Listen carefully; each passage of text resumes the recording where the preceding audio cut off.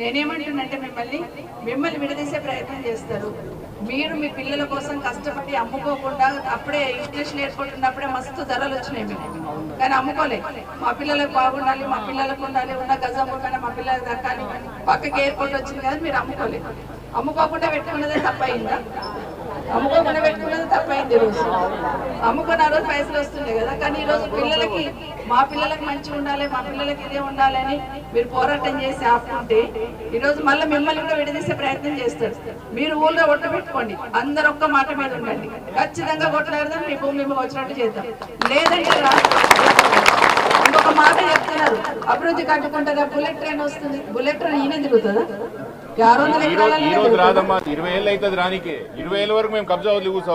ఎకరాలలోనే bullet train తిరుగుతుందా? తీసుకో, international airport కూడా మస్తు 5,000 ఎకరాలు ఉంది ఇంటర్నేషనల్ ఎయిర్పోర్ట్ లో భూమి. తీసుకో, వాళ్ళ దగ్గరికి వెళ్ళి 5,500 ఎకరాల భూమి ఇంటర్నేషనల్ ఎయిర్పోర్ట్ లో ఉంది. తీసుకో, భవిష్యత్ తరాలకు ఉపయోగపడుతుంది అని కదా చేసిన మరణకెళ్ళి తీసుకోండి.